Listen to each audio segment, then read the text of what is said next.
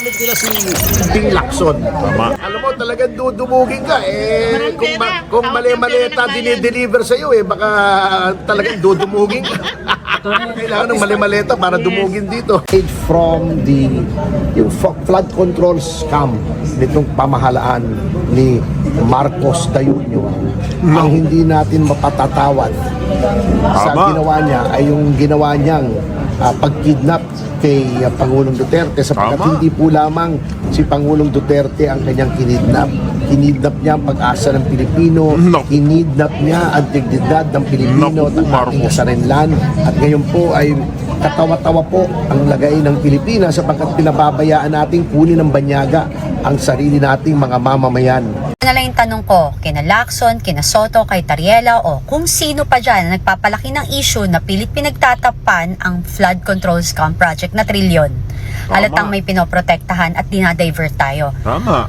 Lacson, Soto, Tariela, Kiko Pangilinan at sino pa man sa inyo. Ang tanong, gusto nyo bang makipaggera sa China? Naku po. Kung pakapalan lang ho ng mga mukha, mga update, at pagdadivert sa totoong nangyayari o totoong issue sa ating bansa, bidang-bida na ho dyan si Tito Soto at si Pinky Lacson. Mantagin po ninyo mga ka-update ha. Pagdating ho dyan sa KIG o yung Kalayaan Island Group, mga ka-update, lagi ho nilang binabatiko si ito nga hong si Senator Kong Dante Marcoleta na kesyo pro-China, lalo na ho yung mga minority. Ano hong tingin nila sa minority? Pro-China. Dito nga mga ka-update, bumuwelta na ho itong si Miss Cathy Binag kung saan sinabi niya nga, tinatanong niya na itong si Juan Bol, si Tariela, si Pinky, kung gusto nila ng gera.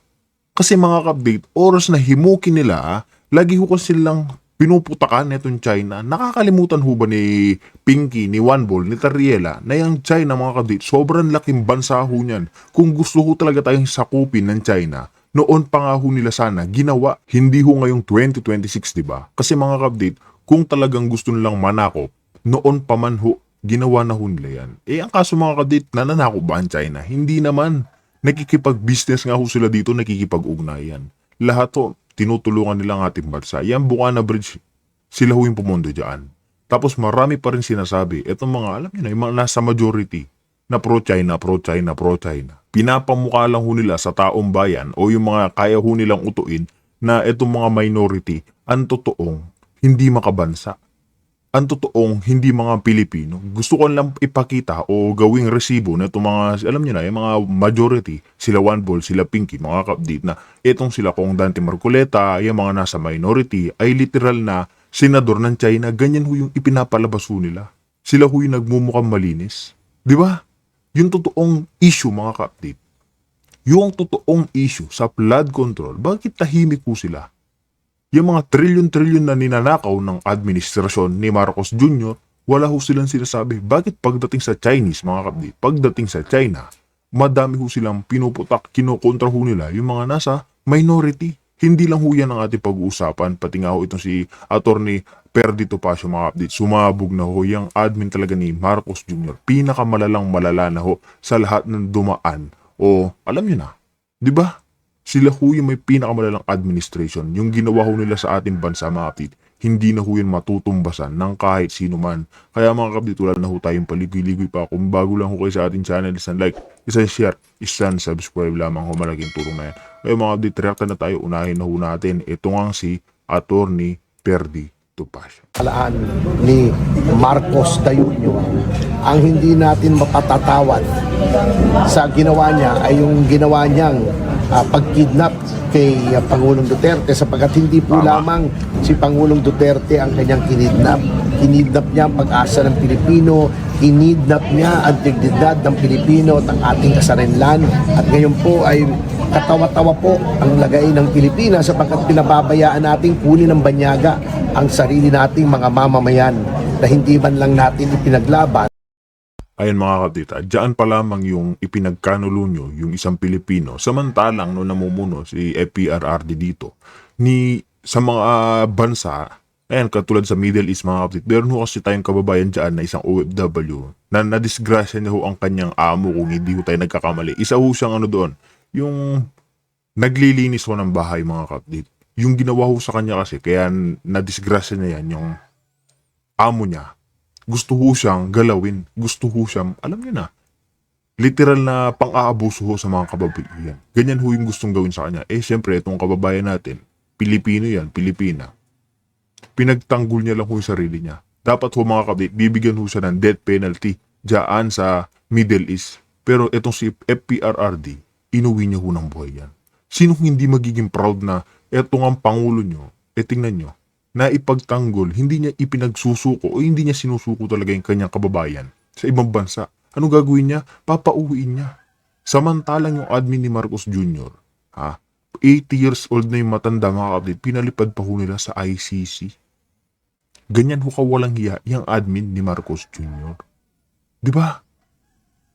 Malayo-malayo ho sila ipagkakanulo nila yung Pilipino na meron naman tayong sariling jurisdiction dito sa Korte Suprema, mga kapdita.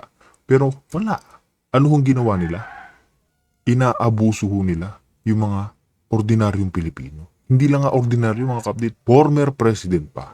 Di ba? Ay kusa pa nating ibinigay. Madam Risa naman, hindi ka ba na iinis sa sarili mo?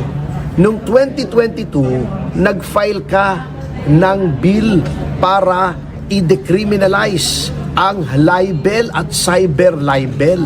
Sabi mo, ginagamit itong kasangkapan ng mga public officials para iharas ang mga media men.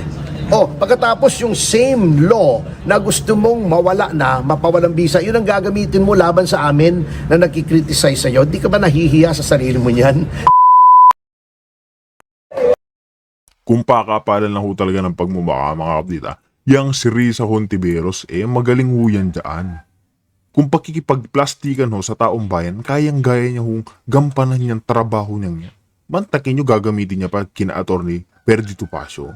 Diba? Ang kaso mga kapdit, hindi ho tinanggap yung kanyang inihain na, alam niyo na, arrest dyan sa DOJ. Napahiya ho siya. Diba? Yung utak talaga nitong si Risa mga kapdit, hindi ho natin alam kung ano, meron ba talaga o utak munggo. Diba? Maliit tapos walang ano. Alam niyo na. Dapat madalaw yung wake o yung burol ng kanyang kapatid, hindi siya makapagpugay for the last time at syempre mag-isa siya roon at wala siyang kasama sa kanyang dalamhati. At alam niyo po, aside from yung flood control scam nitong pamahalaan ni Marcos Jr., ang hindi natin mapatatawad sa ginawa niya ay yung ginawa niyang pagkidnap kay Pangulong Duterte, sapagkat hindi po lamang si Pangulong Duterte ang kanyang kinidnap. Kinidnap niya ang pag-asa ng Pilipino, kinidnap niya ang dignidad ng Pilipino at ang ating kasarinlan. At ngayon po ay katawa-tawa po ang lagay ng Pilipinas sapagkat pinababayaan nating kunin ng banyaga ang sarili nating mga mamamayan na hindi man lang natin ipinaglaban, bagkus ay kusa pa nating ibinigay. Okay, thank you. Thank you, Attorney. Thank you po. Thank you. Thank you. Picture. Attorney, congratulations. Winning tayo. Kay Risa. Filing mo. Oo nga Hindi ba natin pwede balikan? Sir, gusto lang i-vlog yun. Di ba magtanong pa isa?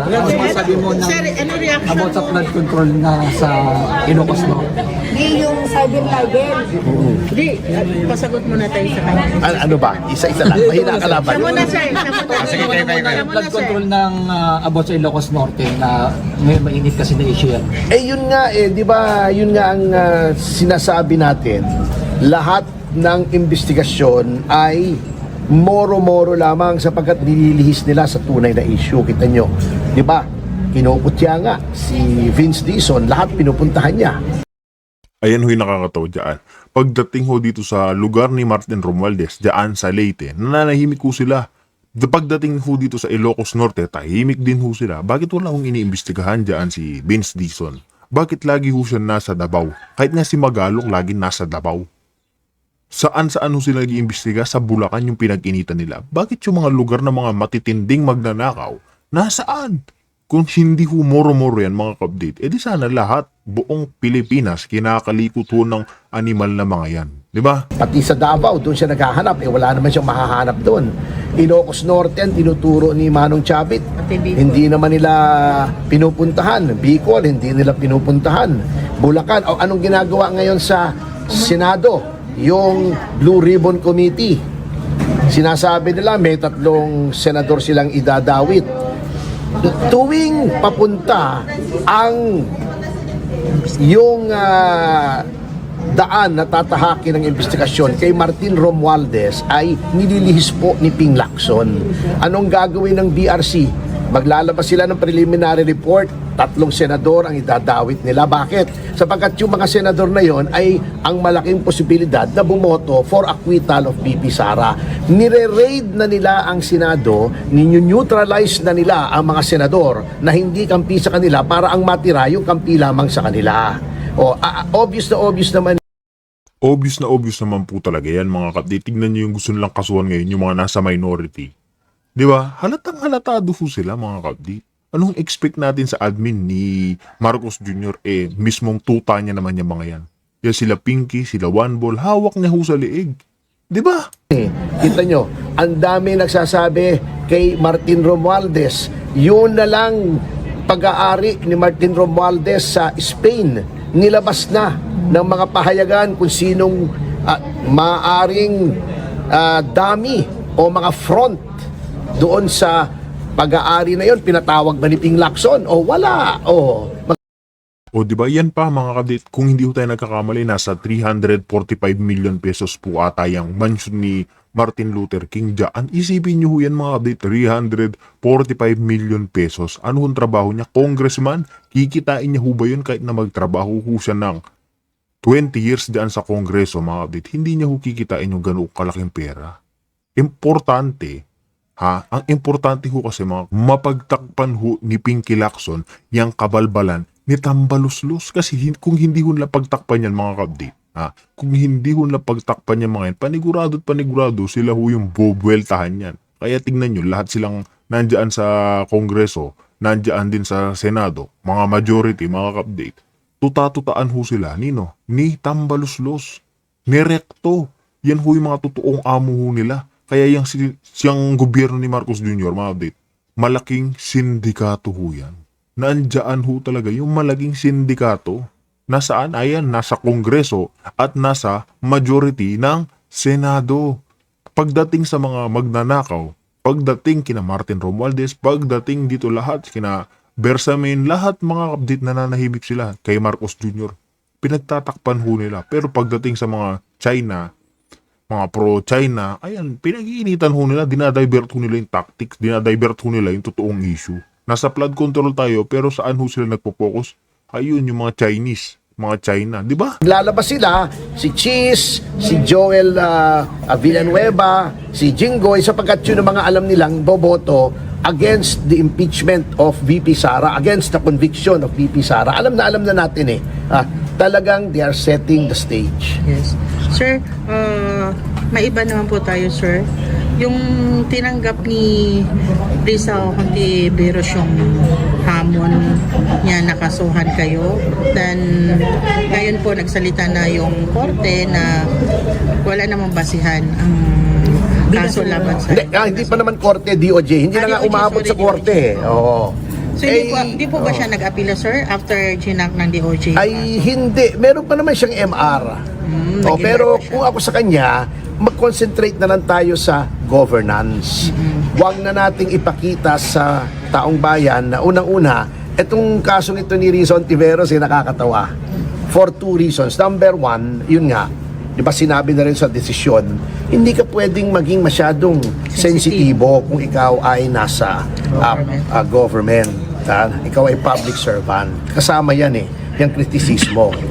Number 2, Madam Risa naman, hindi ka ba na iinis sa sarili mo? Noong 2022, nag-file ka ng bill para i-decriminalize ang libel at cyber libel. Sabi mo, ginagamit itong kasangkapan ng mga public officials para iharas ang mga media men.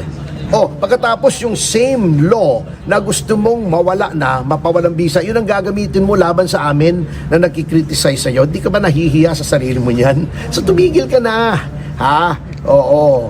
At alam mo, kasama sa criticism yan, wag maging magpakatotoo tayo sa sarili natin na kung ayaw natin yan, ayaw natin yan. Hindi yung kapag sa iba, okay yan. Pag sa'yo, hindi okay yan.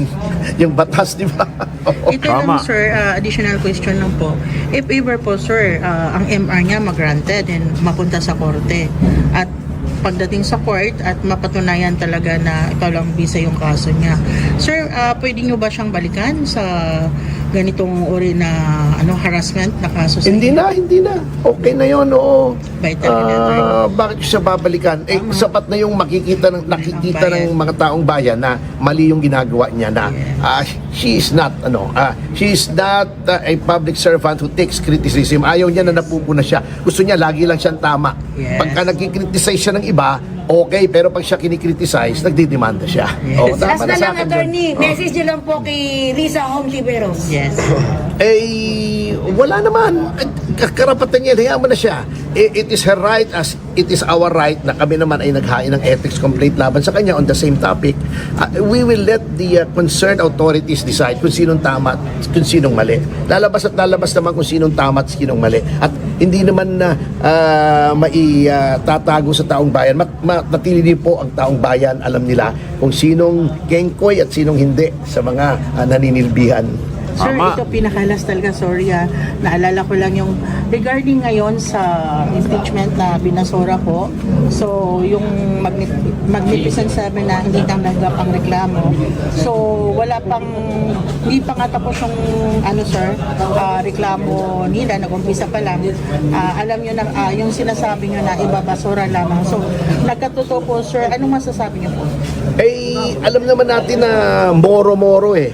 So why would we participate in the charade? Lalo nang ayaw naming i-refile sapagkat alam naman natin na lokohan na ito eh. Ito mo yung kay De Jesus, yun ang binigyan nila ng due course. Alam naman nilang walang kwenta yun. Bago yun sa amin, nakita nilang maraming ebidensya, ayaw nilang tanggapin. So, moro-moro lang. So, na-achieve na nila yung gusto nila. May 1-year bar na. O sana masaya na sila roon. Pero ang sabi po sir ng mga sa part ng nag-file ng complaint na binasura, ang sabi daw, patunayan daw na lawyer siya ni Lisa. Ano masasabi niyo po? Hindi, ang proof niyan yung kalidad ng final niyang impeachment. Nakita niyo naman kung gaano kanipis at walang attachment. So hindi na namin kailangang patunayan. Kasi ang tawag dyan sa batas, res ipsa loquitur. The thing speaks for itself. Alam naman natin yan eh. Naglolokohan lang naman tayo rito eh. May mga patunayan pa sila. The proof of the pudding is in the eating. Ayan, di ba kamote nga daw? Di ba? Ito meant para ibasura talaga. Talagang siya, abogado siya ni Lisa kasi siya yung naging abogado labang kay attorney, Glenn Chong. Glenn Chong, yan. Oh. Sabi niya, ginawa lang daw niya lang yun on his own. Oo. Ang ating sasabihin doon is ikwento mo sa pagong. So, attorney, Pahapon, sir. Sige. Yung impeachment ni Inday, di ba nagdesisyon na yung Supreme Court? Bakit nag-file pa rin yung Makabayan Black? Hindi, sabi nila tapos na daw yung 1-year ban. Pero merong question ng ibang abogado dyan Kasi di ba February to sila nag-file. Dapat 6. Sabi nila na iba daw dun sa decision sa MR. Pero para sa akin, nakalagay doon executory, di ba? Yung una. O dapat February 6. Sumunod sila sa judiciary. Ba't pa atat na atat kasi? Mas magaling sila. Pero maganda na rin kasi Si Delima laging atat na atat yan eh. mas maganda na attorney kasi halata na Yan, totoo yan mga kapatid. Pagdating ko sa impeachment ni BP Sara, yung mga congressman, yung mga tumatanggap sa gobyerno ni Bobong Marcos Jr., mabibilis pa ho yan sa alas 4. Mantagin nyo tulad ho ni De Lima, gigil na ho yan. Kasi nga ho ayaw nila sa Duterte, pero sa mga magnanakaw, siyempre, sila naman ho yan. Okay lang sa kanila. Yung mga gumagamit ng Coca-Cola nga, mga kapatid, sinabi niya pa, di ba ni De Lima, na hindi daw impeachable offense yung ginagawa o paggamit ng Coca-Cola ni Marcos Jr. Sino ho nakakatawa dyan? pinagmumukha ho nilang tanga yung sarili nila. Isipin nyo, congressman, kasasabihin mo yun. Di ba? Hindi sila sumunod sa judiciary, so possible ma-dismiss ka. Saka attorney, pwede naman talaga sila mag-file, which is dapat magkaiba dun sa dating ipinail nila, di ba? Na dapat mas malalim at mas malawak. Hindi po pwedeng ulitin kung anong ipinail na nung last year, di ba? Pwede naman kasi technicality ito procedural ito Pero ang akin, Dapat sumunod sa judiciary na sumunod sila. Ang problema puro bendalo Naging kultura na ng pamahalang itong bendalo, hindi po pwede yun lahat na lang bendalo. So ano yun sir, ano pong masasabi nyo ngayon dito sa mga vloggers na nitong mga nakaraang buwan ay pinuputakti po kayo through social media na bakit kayo maniniwala dyan kay Atty. Topacio wala pa namang naipapanalong mga kaso, mga ganun po yung ano nila, pinapalabas sa kanilang mga social media. So ano pong masasabi nyo ngayon sa kanila sir? Ay, mag-research sila kasi sa Korte Suprema pa lamang, ayoko na sanang magyabang, kaya hindi na ako nagsasalita sa Korte Suprema pa lamang, 6 na ang panalo nating kaso.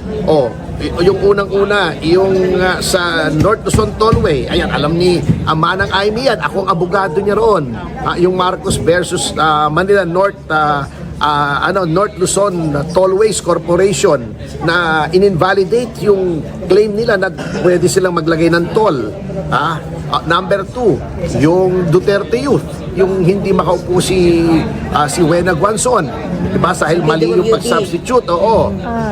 Number 3, yung Arroyo versus Secretary of Justice, sinabing hindi pwede na mag-issue ng whole departure order ang Secretary of Justice, hukuman lamang. O yung Arroyo na yung kay FG, yung si chopper case, sinabing walang probable cause. Yung plunder case ni Ginang Arroyo, di ba? Na sinabi ng pinawalang bisa ng Korte Suprema, yung pagkabasura ng demerit to evidence, kaya nawala ng kaso si Mrs. Arroyo.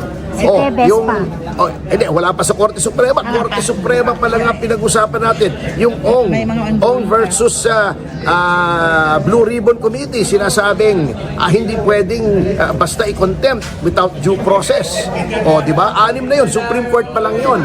Iba pa dito sa baba. Hindi pa Yung nagsasabi ng wala akong panalo, siya mismo 2 beses na dispar History yun. Walang ganung abogado. 2 beses. Record breaker yun. Isang hirit na lang sir, ano po ang masasabi ninyo sa pag-welcome back ni HOR Martin Romualdez? Na dinumog siya doon Na dinumog po siya kahapon doon sa HOR. sa Kongreso. Ganun ba? Apo. Di maigi, masaya siya. Alam mo, talagang dudumugin ka. Kung mali-maleta dinideliver sa'yo, baka talagang dudumugin ka. Kailangan ng mali-maleta para dumugin dito. Attorney, pwede po makuha yung reaction niyo po doon po sa recommendation ng Senate Tourism Committee na kasuhan po yung mga tatlong senador doon kasama sila Senator Joel Villanueva, Chis Cordero at saka Yun nga ang sinabi ko kanina, di ba? They are setting the stage para ma-convict si Sara Duterte. Kasi itong mga to, most probably boboto to against impeachment against conviction. So, then, nabawasan pa sila ng isa kasi tinatakot pa nila ng arrest warrant si Senator Bato. Tinatanggal na nila yung mga tingin nila boboto for acquittal. So, they're setting the stage. At ginagamit nila si Ping Lacson. Tama. Ayan mga kabdita, sana yung mensahe nga nitong si Atty. Perdi Topacio, totoo yan, inuuna ho nila yung minority, yung mga magboboto ng no sa impeachment ni PP Sara. Yan ho yung pinaghahandaan ng mga kumag. Kaya nga dit susunod na ho natin ito nga si Miss Cathy Binag. Banatan niya na ho itong mga senators kung saan kadalasan naman kasi lagi ho sila pro-China ng pro-China. Ayan, kaka-pro-China ho nila mga ka-update. Sino ho yung pinag-iinitan? Yung mga nasa minority, pinagmumukha ho nilang kontrabida para hong pelikula di ba? Di ba? Rekta na rin ho tayo dito. Hay nako, nakakapagod na yung China issue na yan.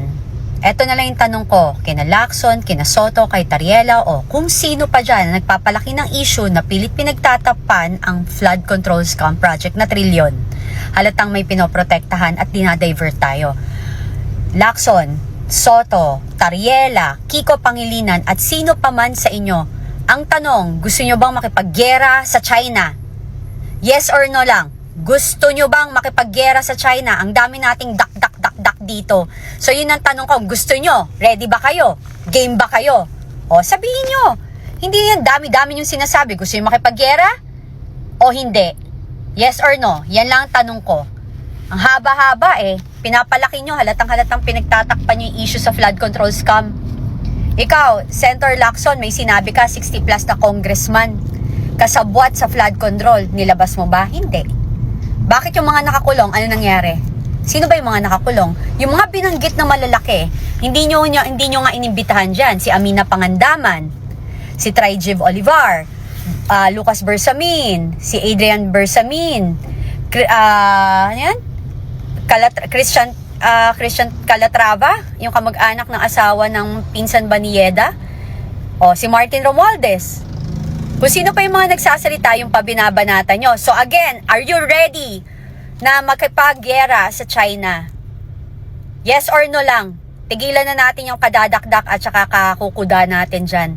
Kasi wag na nating i-divert ang mga tao sa totoong issue na nakawan sa kaban ng bayan. Yan, tama naman ito naging payag ni Miss Cathy Binag na kung totoong gusto nyong girahin yan China, kayo pumuronta. Kayo mauuna, hindi yung pag ginawa, ganyan, ginera nga tayo ng China audit, nagsisilap, liliparan na ho yan. Sino ba may iwan dito? Tayo ho mga ordinaryong Pilipino. Yung totoong issue, dinadivert ho nila para ho kalimutan ng mga milyon-milyong Pilipino yung pagnanakaw ng trilyon-trilyon sa kaban ho ng bayan. Kaya update kung meron kayo naging comment o reaction sa ating tinalakay, sa comment section na lang ho natin ituloy. Kaya dito na ho natin tatapusin ang ating reaction video.